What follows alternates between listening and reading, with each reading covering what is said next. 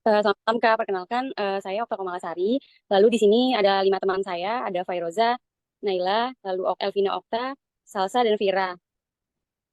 Lalu sebelumnya apakah boleh perkenalkan diri Kak, Kakak sendiri dengan namanya siapa, bekerjanya di KAP mana, dan bagian apa?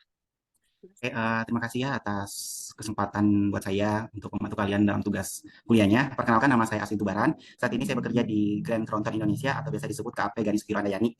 Posisi saya saat ini adalah Audit and Assurance.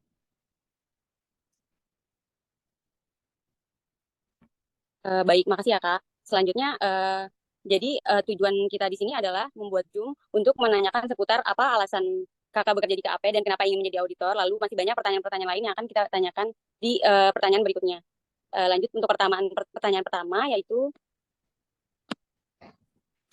sudah berapa lama Kakak menjadi seorang akuntan publik? Oke, untuk jadi akuntan publik itu saya mulai karirnya tahun 2019 sampai sekarang. Nah, Selanjutnya, apa Kakak tertarik berprofesi sebagai akuntan publik? oke, tertariknya sebagai profesi akuntan publik karena ini adalah selinear dengan jurusan waktu kuliah ya akuntansi. Jadi untuk jurusan akuntansi sendiri itu untuk profesinya itu yaitu adalah jadi auditor. Nah, untuk mengimplementasikannya itu apa yang saya dapatkan di kuliah dan makanya saya apply untuk jadi auditor eksternal dan Hmm, auditor eksternal itu adalah sebagai batu loncatan atau untuk karir yang lebih cepat itu sebenarnya jadi auditor eksternal. Makanya saya memilih untuk berkarir sebagai auditor eksternal. baik Kak. Lalu pertanyaan selanjutnya, bagaimana perjalanan Kakak hingga menjadi seorang akuntan publik dari kuliah yang ditempuh, lalu ujian apa saja yang sudah Kakak ikuti, dan lain sebagainya? Oke, perjalanan sebagai auditor itu saya memulai karir itu mulai dari intern dulu awalnya tahun 2019 awal waktu masih semester 87 itu intern.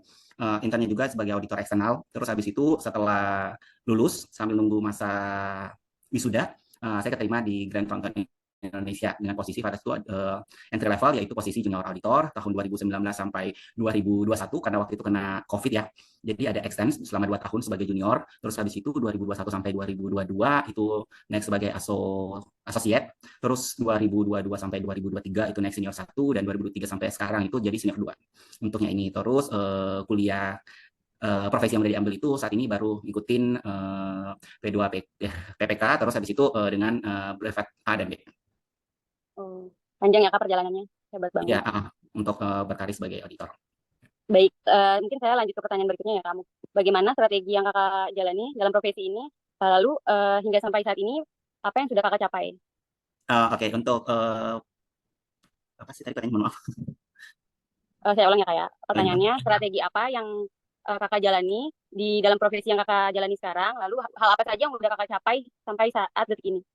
Oke, mungkin kalau strategi menjalani profesi ini sebenarnya sih learning by doing aja sih strateginya. Jadi sebenarnya nggak ada strategi yang gimana-gimana, hanya memang mengimplementasikan apa yang kita dapatkan di kuliah dengan apa yang dunia kerja. Karena sejujurnya pelajaran yang didapatkan di kuliah itu sepenuhnya hampir 90% itu sangat berguna dan bermanfaat di dunia kerja auditor lingkupnya gitu, lingkup sendirinya. Jadi strategi saya ya saya permantap di dunia kuliah teori-teorinya sehingga ketika masuk dalam dunia kerja auditor saya tidak kesusahan untuk memulai karir sebagai auditor eksternal. Terus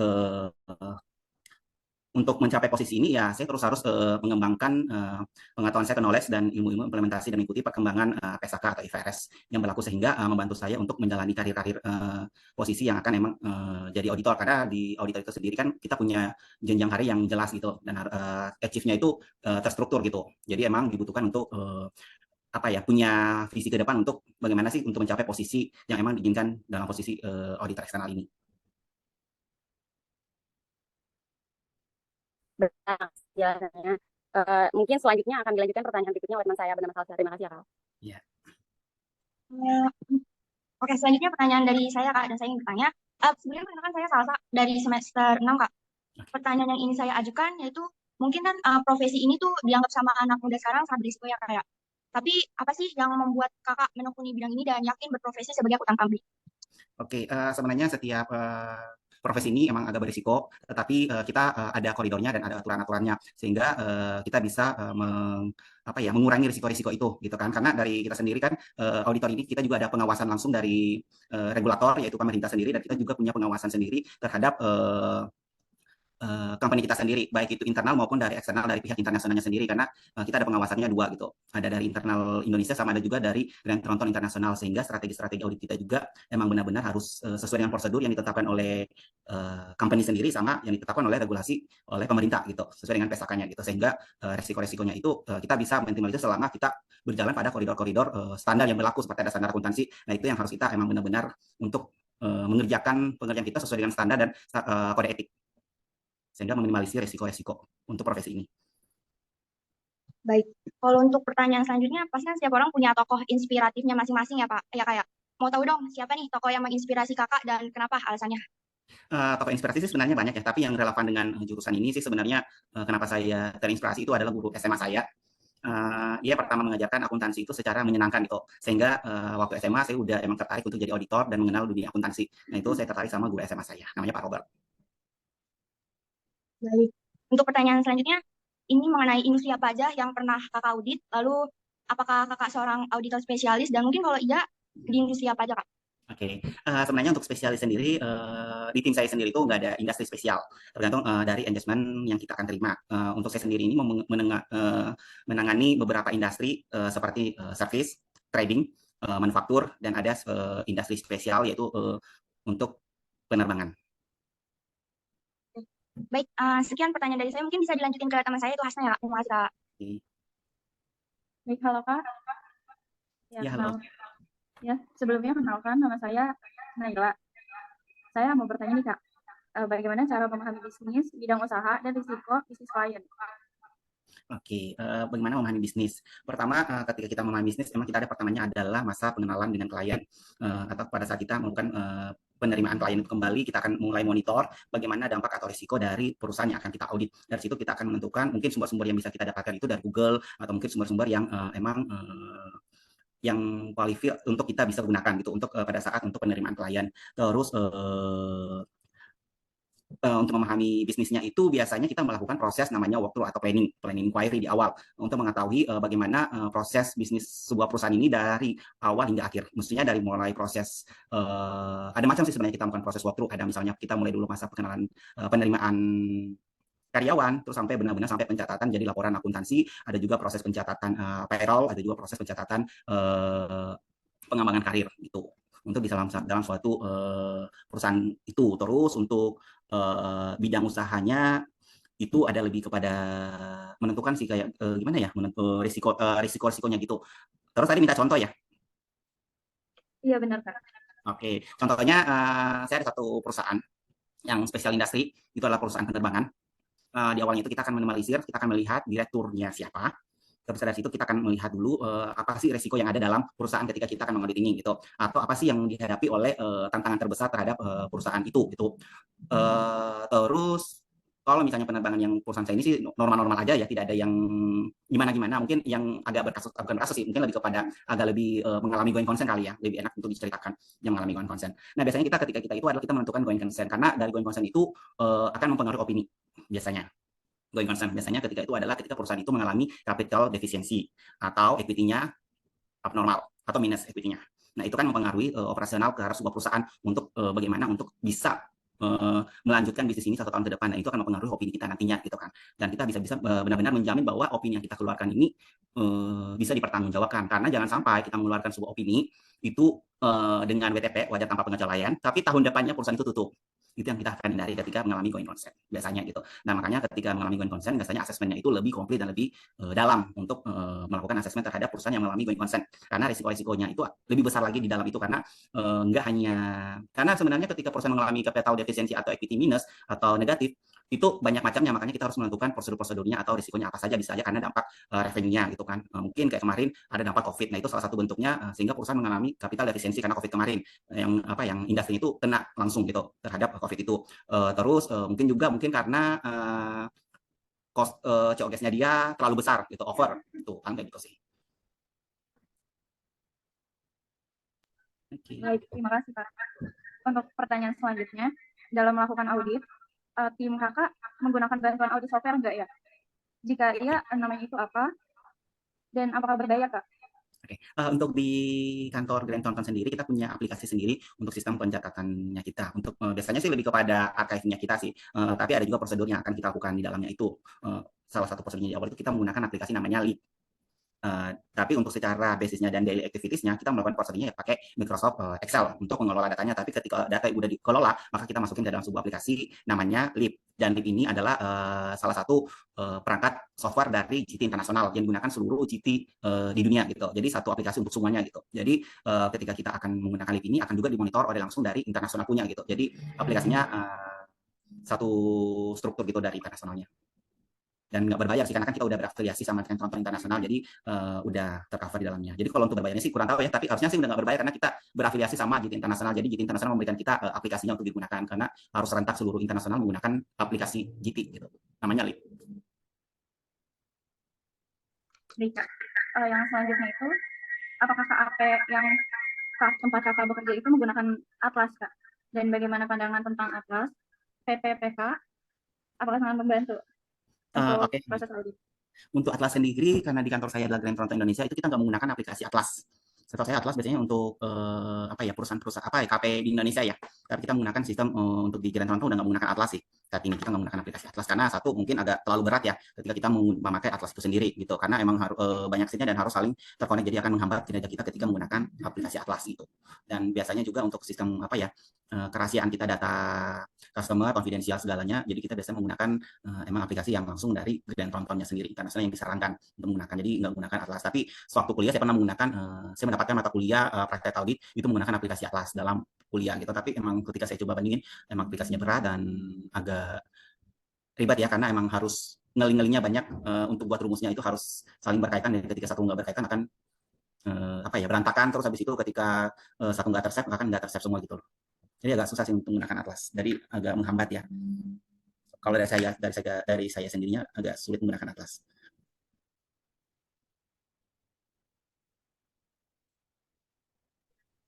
Baik, Kak. Terima kasih sebelumnya jawabannya ya, Kak. Untuk selanjutnya itu pertanyaannya akan dibacakan oleh Alvina. Baik, terima kasih Hasna. Sebelumnya perkenalkan, nama saya Tina Fafiani, mahasiswa dari Prodi Audit semester 6. Kalau aku boleh tahu, bagaimana penetapan materialitas dalam proses audit?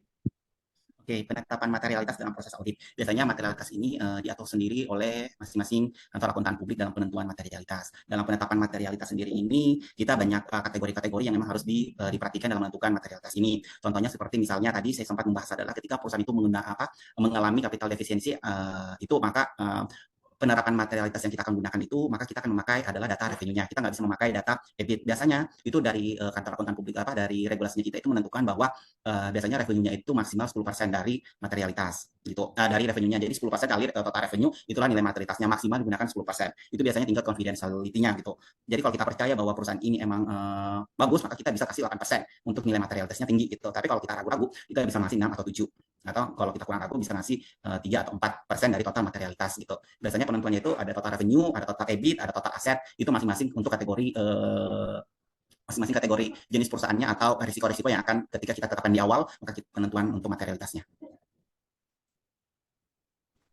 Baik, terima kasih Kak. Oke, untuk selanjutnya pertanyaannya, proses audit lanjutan itu kan seperti pengujian pengendalian, pengujian substantif, ada transaksi, prosedur analitis, pengujian substantif risk saldo. Bisa nggak Kakak berikan gambaran atau penerapannya dalam audit yang Kakak lakukan? Oke. Untuk pengujian pengendalian biasanya dikenal dengan namanya TOC, test of control. Nah, biasanya tes pengendalian itu atau disingkat dengan TOC, itu kita akan menilai bagaimana sih kontrol itu berjalan. Nah, pada saat kontrol ini kita menentukan itu di awal pada saat tadi walkthrough. Kita menanyakan nih kepada manajer atau yang kapabilitas untuk menjawab pertanyaan itu, misalnya nih proses pencatatan revenue-nya. Kita nanya di awal, bagaimana Pak bagi proses pencatatan revenue-nya? Apakah pertama kita menerima PO dulu dari customer. Setelah terima PO, itu kita akan ada divalidasi oleh bagian staff gitu kan, untuk memvalidasi PO-nya, terus ada PO itu akan di-submit lagi kepada di bagian sales gitu, baru staff gitu. Terus nanti benar-benar sampai terjadinya purchasing, sampai benar-benar barang keluar dari gudang itu ada semua kontrolnya. Maksudnya ada yang melakukan paraf atau ada yang mengetahui gitu, menyetujui untuk transaksi ini terjadi gitu. Makanya kita akan pada saat pengambilan test of control, kita akan melihat kontrolnya itu benar-benar berjalan sesuai dengan yang kita melakukan waktu di awal gitu. Jadi kita melihat bahwa emang kontrolnya ini jalan, ada pengawasan, adanya segregation of duties yang dilakukan oleh perusahaan ini sehingga minimalisir terjadinya risiko-risiko atau mungkin dampak-dampak yang tidak diharapkan. Itu untuk tes of pengendalian ya. Terus tadi tes apa lagi, substantif ya. Pengujian substantif. Iya, Kak. Untuk pengujian substantif itu biasanya kita kenal dengan namanya TOD, test of detail substantif. Jadi kita menguji transaksi-transaksinya ini. Biasanya pengujian transaksi ini setiap akun itu berdasarkan asersinya. Mungkin kalian paham bahwa ketika pelajaran audit mendengar kata asersi. Nah, setiap akun itu punya asersinya. Nah, disitulah kita akan melakukan test of substantif prosedur. Jadi ketika kita melakukan test of detail, misalnya contoh akun cash in bank. Asersinya apa sih? Asersinya adalah eksistensi. Nah, cara kita untuk mengetahui eksistensi, maka kita akan minta dokumen rekening koran atau bank statement. Nah, kita melihat nih bahwa transaksinya itu benar-benar tercatat yang dicatat dalam TB atau trial balance mereka itu udah sama dengan supporting dokumen berupa bank statement-nya pada tanggal tutup buku perusahaan. Biasanya misalnya contoh pada saat 31 Desember di TB-nya atau trial balance-nya mereka catat 1M, maka kita akan lihat di dokumen supporting dokumennya berupa bank statement, benar nggak sih 31 Desember saldonya itu 1M gitu. Biasanya itu eksis bahwa terjadi ada. Itu untuk test of detail contohnya. Terus untuk apa lagi ya? Prosedur analitikal ya. Analytical prosedur. Nah, analytical prosedur ini biasanya kita lakukan untuk menentukan kenaikan signifikan dari materialitas yang sudah kita tentukan tadi. Misalnya nih, kita menetapkan nilai materialitas kita 500 juta. Oke, terus kita menguji prosedur analitisnya kenaikannya. Misalnya 31 Desember 2022 ke 31 Desember 2023 dalam 1 tahun, apakah itu mengalami kenaikan atau penurunan yang signifikan. Misalnya, saldo kita di 31 Desember 2022 itu 200 juta. Terus 31 Desember untuk akun cash ya. Terus 31 Desember 2023 cash kita itu naik jadi 800 juta. Dari awalnya 200 sekarang jadi 800, itu yang kita melakukan proses analitikal. Ini kenapa terjadi kenaikan? Begitupun juga kebalikannya, misalnya dari saldonya 2022 800 turun jadi sisa 200, itu kenaikannya ada 600 juta. Nah, itu kan signifikan. Di atas materialitas itulah kita akan analisis kenapa terjadinya kenaikan atau penurunan ini. Biasanya kita akan menanyakan terlebih dahulu kepada kliennya gitu kan. Ini kenapa naik Pak, Bu gitu. Apa penyebabnya? Baru habis itu ketika dia memberikan penjelasan, kita nggak serta-merta langsung menerima, kita akan telah dan menguji bahwa informasi yang diberikan itu benar atau enggak. Seperti contoh bahwa dia bilang bahwa makanya biasanya ada yang jawab bahwa oh ya cash kita naik tahun ini karena penjualan kita meningkat. Dia mengatakan penjualan meningkat. Terus kita lihat nih, benar nggak sih penjualannya meningkat? Ternyata turun. Nah, nggak sesuai kan informasi yang diberikan. Kita lihat ternyata penjualannya turun naik Pak gitu. Oh, ternyata itu adalah penagihan AR yang outstanding lebih dari setahun, ternyata dia ada penagihan outstanding yang lebih gitu kan. Atau pas kita lihat itu kan dua akun yang saling akun-akun yang saling berkaitan cash. Biasanya kan akun cash itu berkaitan antara revenue, AR, cash, ya kan. Ketika ada transaksi penjualan, maka akan ada transaksi AR pada sales. Ketika penagihan, sales pada AR. Nah, itu kan saling berkaitan. Atau mungkin aja salesnya cashnya naik karena ada ada penambahan loan atau dia pinjaman gitu. Jadi, oh ya cash kita meningkat karena kita terima pinjaman nih dari shareholder atau dari related party kita gitu. Ada suntikan dana gitu, ada suntikan modal gitu. Sehingga cash kita nambah gitu. Atau mungkin aja ada klaim. Itu yang proses-proses itu ya kita lakukan proses analitika, kita mengetahui kenaikan yang signifikannya. Terus apa lagi ya? Pengujian substantif rinci saldo tadi sudah ya, sama dengan pengujian substantif atas transaksi sama saldonya. Jadi kalau substantif atas transaksi kita lihat dokumennya, kalau saldo ya kita melihat transaksinya, jenis amount-nya gitu. Oke, baik Kak. Boleh next pertanyaan ya Kak. Dari aku yang terakhir, bagaimana penerapan sampling audit dalam proses audit yang dilakukan? Oke, untuk sampling audit itu sebenarnya tergantung kembali lagi terhadap jenis-jenis akun yang kita uji. Misalnya kita mau menguji akun fixed asset, additional penambahan. Nah, biasanya kalau additional fixed asset, penambahan aset, itu kita akan minta untuk kalau banyak kita akan sampling, kalau enggak kita akan minta semua, tergantung dari kuantitinya. Kalau memang sampelnya banyak dan memungkinkan untuk kita sampling, misalnya setahun itu dia cuma beli aset 10, yaudah kita akan ambil semuanya full sampling all items untuk sampling. Tapi kalau misalnya dia ada 200, ada 1000, nggak mungkin kita poaching 1000 habis waktu. Mengingat waktu audit itu sangat tight deadline gitu, jadi kita akan menggunakan proses sampling gitu. Ada beberapa akun yang memang digunakan untuk full item, ada yang emang sampling. Biasanya sampling itu untuk transaksi OPEX, operating expense, ya kan. Untuk OPEX sendiri kan transaksinya banyak gitu. Jadi kita akan menggunakan proses sampling namanya. Dalam proses sampling itu untuk akun OPEX biasanya kita akan menentukan terlebih dahulu untuk transaksi TOD atau TOT dengan test of detail untuk TOD dan test of transaction. Biasanya TOT itu kita nggak akan lakukan pengujian karena udah tercover di akun lain. Misalnya tadi di OPEX itu ada akun depresiasi expense, ya kan? Depresiasi expense itu kita nggak uji di OPEX. Kenapa? Karena udah tercover di WP fixed asset. Pada saat kita hitung fixed asset, otomatis kita akan menghitung depresiasinya. Gitu. Jadi maka kita akan menentukan untuk TOD-nya OPEX, jadi kita keluarin. Tapi kalau untuk yang masuk kategori TOD, nah makanya kita akan ambil sampel. Biasanya kalau di GT sendiri kita akan menentukan populasinya, kita akan ambil dulu yang di atas materiality, semuanya diambil. Terus sisanya di bawah materiality itu akan kita melakukan sampling. Tapi sebelum masuk ke sampling kita akan menggunakan namanya aplikasi GT Calculator. Nah, akan menentukan berapa sih sampel yang akan keluar. Jadi dari GT Calculator itu akan menjelaskan bahwa kita tinggal input aja aksesnya kita apa, terus habis itu risikonya ada apa aja, apakah elevated atau normal. Itu nanti dari aplikasi itu akan keluar berapa sampel yang akan minta gitu. Nah, itulah kan berdasarkan apa ya, pedoman kita ketika mengambil sampel, dan itu adalah dasar terkuat kita menggunakan aplikasi, karena ketika di challenge sama klien, dasar kamu ambil sampel ini apa gitu. Nah, kalau kita bilang suka-suka saya, itu nggak bisa kan. Jadi kita ada basisnya gitu. Judgment, biasanya itu kita pakai judgment, auditor judgment, tapi itu akan level paling lemah dalam sebuah ambil sampel untuk auditor judgment. Tapi biasanya kita akan menggunakan aplikasi GP, GT kalkulator namanya. Untuk Oke, baik. Terima kasih banyak Kak. Dari aku udah cukup sih Kak. Selanjutnya akan lanjutkan alamatku yaitu Kak Roja. Tapi sebelumnya, oke, udah. Oke, selanjutnya pertanyaan dari saya, Faroza Nisa Fitri, mahasiswa akuntansi semester 4 dari Universitas RC. Pertanyaan selanjutnya yaitu, bagaimana proses penyelesaian audit yang dilakukan hingga seorang akuntan publik dapat menerbitkan opini dalam laporan auditor independen? Oke, proses penyelesaian audit sehingga menerbitkan opini ya dalam laporan auditor. Jadi sebenarnya dalam proses penyelesaian audit ya benar-benar kita akan melakukan prosedur pengetesan tadi seperti yang ditanyakan di atas, ada pengujian kontrol atau pengendalian, ada substantif, itu semuanya pengujian itu kita udah melakukan ngetes gitu dan udah mengcover semuanya untuk itu, sehingga kita bisa benar-benar menerbitkan hasil dari opini yang akan ditentukan gitu, dari hasil prosedur yang kita lakukan di lapangan gitu. Jadi kita nggak akan menerbitkan laporan opini itu jika memang masih ada pending data atau masih ada beberapa dokumen atau transaksi yang belum kita lakukan pengujian gitu. Jadi benar-benar harus di cash close dulu semuanya untuk semua akun yang kita uji, benar-benar terkumpul data juga yang kita mau dapatkan itu cukup, sehingga baru kita bisa menerbitkan laporan audit dengan opininya gitu. Jadi kita benar-benar harus mengkolek dulu semuanya data-data informasi yang dibutuhkan untuk cukup dan memadai sehingga kita bisa untuk memberikan opini gitu. Oke, baik Kak. Untuk pertanyaan selanjutnya, audit saat ini yang kami ketahui adalah audit berbasis risiko. Bagaimana pandangan Kakak mengenai audit berbasis risiko? Audit berbasis risiko itu ya mungkin lagi tahap perencanaannya kali ya.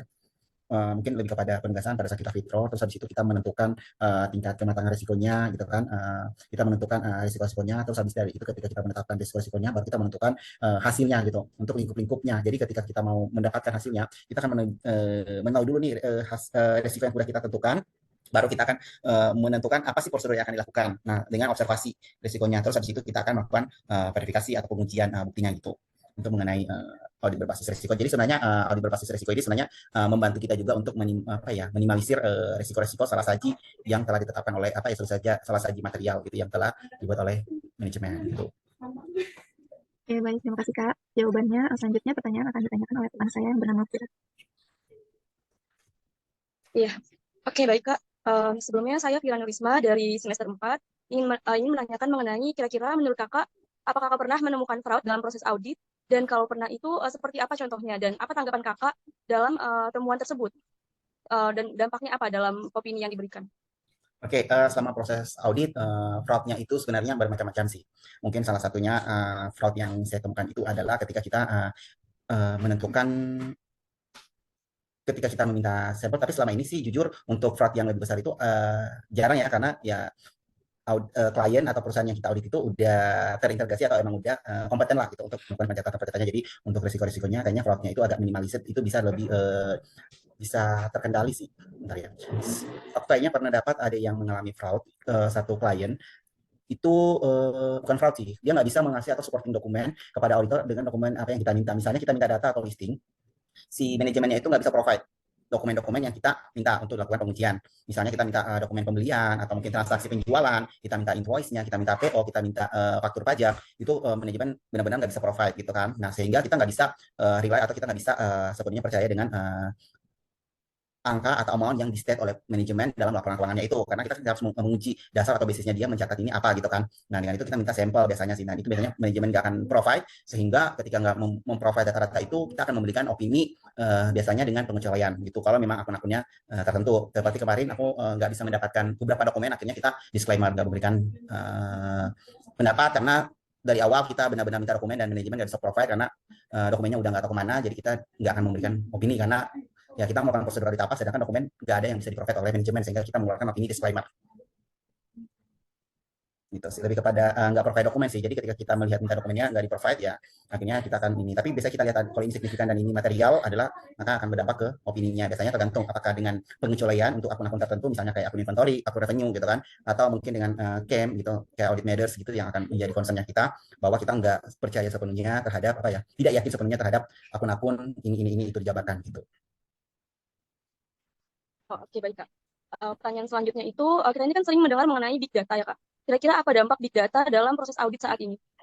Untuk big data sendiri ini sebenarnya bagus ya dari sistem pencatatan dan manajemen akan membantu kita untuk melakukan pencatatan gitu sendiri, dan dari segi auditor juga sebenarnya penggunaan big data ini akan membantu kita juga gitu. Tapi sebenarnya satu sisinya ini auditor ini nggak akan tergantikan oleh dengan aplikasi atau big data sendiri, karena kan tetap yang dikelola yang mengeluarkan opini adalah kita sendiri auditor gitu kan, dengan analisa-analisa. Karena kalau misalnya berdasarkan dari sistem aplikasi kan bisa aja terjadinya error. Jadi sebenarnya big data ini membantu kita juga dalam proses mengelola data itu sendiri dalam jumlah yang besar, apalagi kalau misalnya perusahaan-perusahaan besar seperti perusahaan TBK itu akan membantu kita dalam mengelola data gitu sih. Jadi sebenarnya dengan adanya big data ini plus minus sih sebenarnya, mungkin akan agak mengkhawatirkan juga, tapi sebenarnya sih kan tetap membangun sebuah sistem aplikasi kan perlu tetap manusianya kan, dalam misalnya pencatatannya ya tetap perlu seorang auditor gitu, atau mungkin akuntan gitu kan untuk membuat sistem aplikasinya. Misalnya pencatatan pembelian jurnalnya harus ini pada ini, nggak mungkin kan orang dokter yang buat aplikasi itu kan, tetap orang auditor gitu. Dan itu kan emang terlibatnya orang ekonomi atau orang akuntan dalam apa ya, sistem aplikasi big data ini sebenarnya membantu si big data ini sih dalam proses itu.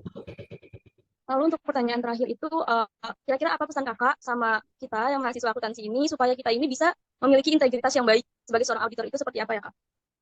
Oke, pesan saya buat kalian semuanya supaya punya integritas yang baik, belajar percaya diri, belajar untuk tidak menyontek, karena itu adalah salah satu bentuk ketidakintegritas, karena seorang auditor itu adalah integritas dijunjung tinggi, kepercayaan apa ya, kejujuran itu untuk tinggi. Kalau dari kita sendiri tidak bisa punya integritas yang baik, maka akan sangat sulit, akan gampang tergoda atau gampang apa ya, manuver gampang lah disetir gitu sama klien-klien atau manajemen kalian. Ini bisa lah gitu. Dan kalian harus punya pendirian diri yang kuat. Terus yang kedua, kalian masih mahasiswa, belajar yang baik.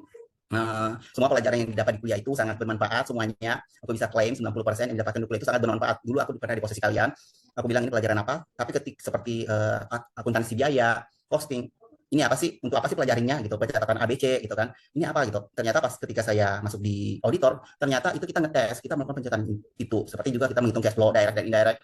Ini cash flow untuk apa sih gitu. Nah, ketika jadi auditor kita akan menghitung cash flow secara direct sama indirect, terus habis itu untuk apa gitu kan, ini untuk apa sih gitu. Jadi ketika kalian terjun ke dunia kerja, apalagi mau fokus ke dunia karir auditor eksternal, ilmu yang didapatkan di kuliah itu sebenarnya semuanya bermanfaat, dan nanti kalian ketika dunia kerja auditor ini pernah didapat di kuliah gitu. Nah, kalau kalian nggak pernah dapat di kuliah, berarti kalian pernah bolos atau nggak ikuti pelajaran itu atau nggak tahu gitu. Karena jujur, semuanya aku pernah semester 1, anak-anak intern aku nanya, ini kamu udah dapat nggak dapat, masa gitu. Tentang ini lah, ini dia paham gitu. Jadi sebisa mungkin pelajarin semuanya, konsen kalau nggak tahu, karena ketika jadi auditor itu nanti setiap level itu kan naik, kalian akan pelajari sistem pencatatan di awal, pencatatan cash, pencatatan persediaan, inventory, terus habis itu revenue transaksinya, mulai dari bagaimana untuk pencatatan misalnya depresiasi, perhitungan depresiasi, masih banyak yang salah-salah di asetnya gitu kan, depresiasi 12 bulan, metodenya ada apa, straight line, double declining, atau metode produksi, total produksi, itu semuanya nanti di lapangan ketika jadi auditor itu benar-benar oh ada loh diimplementasikan gitu. Jadi pesan saya sih kalian pelajarin semuanya, karena ketika kamu fokus ke dunia auditor, ilmu kalian itu nggak akan sia-sia gitu yang kalian dapatin. Jadi kalau mau ilmunya terpakai, jadi auditor eksternal. Itu sih dari saya ya, semangat belajarnya semuanya. Semoga cepat lulus. Kak. Ya, terima kasih.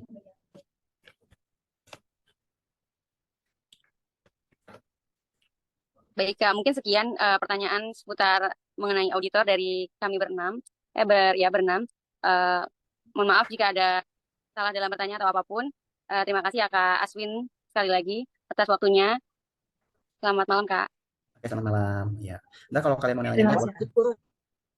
Oke, terima kasih ya. Kalian kalau mau nanya-nanya tentang pelajaran akuntansi boleh ya, chat aja.